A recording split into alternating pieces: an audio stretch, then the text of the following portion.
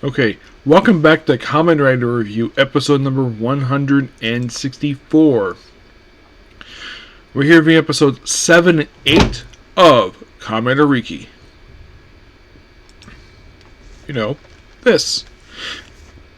Yep, so, in these two episodes, we have the first half of a story arc here, known as the Kamen Rider Zolda arc. Yes.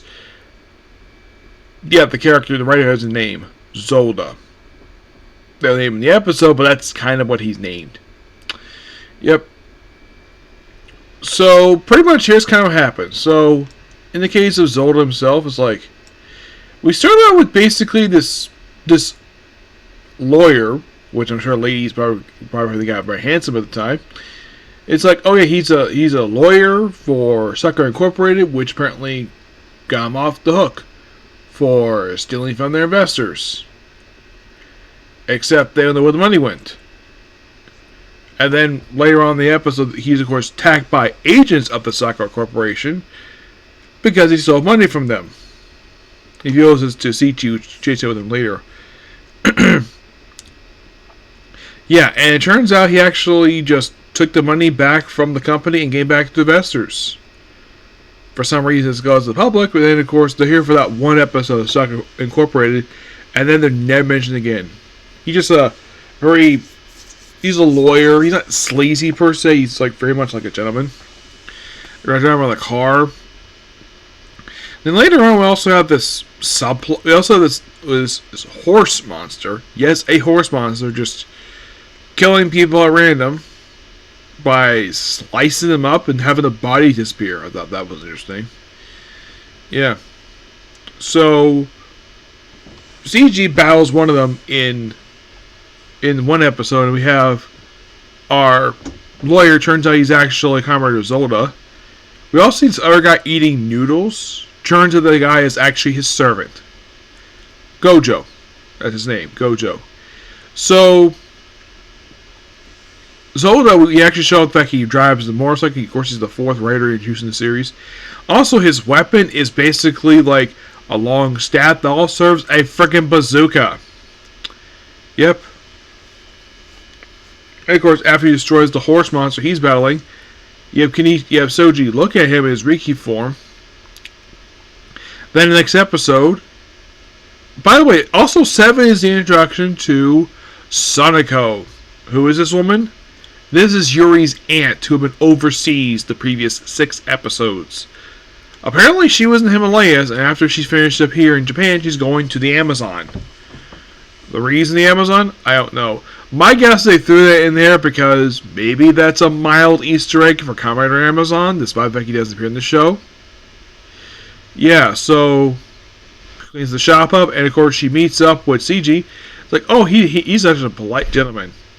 Doesn't like Ren when she first meet him at the airport. Think he's like very shifty, and claims that Yuri is actually 13, so she is 19. And apparently, she thinks that Shichi is a good match for her niece. But Ren, of course, acts like a complete gentleman, where he just puts on like a nice fancy suit, him taking orders in this small cafe. Also, in these 2 episodes, basically, he offers CG to live there because he's living in the office, he's in an apartment. So, in exchange, he gets a chance to work for them. He's like, good deal. Become a part-time worker at the cafe, which he does. Of course, yeah, it could be a good team for the 3 of them, and also the fact that apparently he's sharing a room with Ren. Is like, why do I live here with you? And Ren feels the same way, but they end up going to sleep anyways. On separate beds, mind you. I thought that was interesting. The fact that they have this open room, and for some reason they're basically roommates, so they... Now the thing is, Ren and CG don't like each other very much at all. And we also have this other subplot. Okay, so he runs into the lawyer again, because... So... Renko wants to investigate this company, this pharmaceutical company, who apparently is polluting the atmosphere for a reason. And there's also a thing where There's this guy where he is like, oh, there's this golden crawfish. Oh, look, a hairy frog. Turns out he actually made those up later on. And she, of course, she investigated them. She even had tested the ribbon. The ribbon's fine. Yeah. Oh, by the way, the old man, he's actually killed by the horse monster. Yeah, so basically, Sanji hangs out with him for a while. Like, they just eat, they get massaged, they do this a couple times, and eventually he says something that deems that Suichi, the Zoda, he thinks he's boring, so tells him to leave.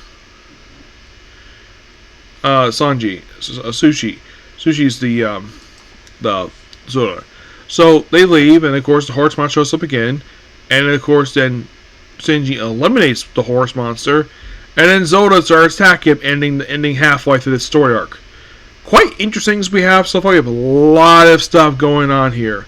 Also, before he moved out, he had a dream where he was typing something, and then for some reason he apparently didn't notice the fact a beaker next to him was causing the whole area on fire. So he wakes up, thinks his office is on fire, so he covers it in fire extinguisher stuff, covering all their computers. Takes a while to clean it up. So the editor proceeds to put him in a headlock, give him a full Nelson, even give him a full Nelson suplex, which apparently also hurts his back and stuff like that. Basically, the way he did it looks like it hurt his neck. Yeah. So, and then he proceeds to clean the floor up, and then of course he's going to leave. Though they do eventually see him, like, we see the editor, he doesn't really clean anything per se after a while. We do see the other junior reporter, we see her cleaning the computer by basically just opening the top up, because basically, I remember these monitors very well. These are big, hunky monitors. There's something you pull on top, you get to clean the inside. Now, I saw these in elementary school. Of course, nowadays, these monitors are defunct. No one uses these big, heavy monitors anymore. This was the early 2000s. I remember seeing these in the late 90s when I went to elementary school. And this is only the second show I've ever seen these monitors in. You might be thinking, what about Hurricane to come at the same period of time? No, they use a slight different one per se. They use the Apple style one. That one see here, this is the Apple style one. The one seen over Hurricaneger is the Mac version, where it's like a very square monitor. Even my dad remembers these damn things. Also, the other monitors can also have a handle on them for some reason, where you can carry these damn things. Not sure why that is. But interesting, very interesting two-parter we have here. The first two episodes of this four-parter, so I'll probably continue this later on. The only reason why I stopped because I was going to do a review, but stuff got in the way, so now I have to hold off. I'll probably do the review of the anime when I get back, which is going to be the Dark Elf anime. That'll be next later on. So I'm going to go and come back and watch the anime. So that's it for the particular video. Please be sure to like, comment, subscribe, turn notifications, and, well, see you later. Bye.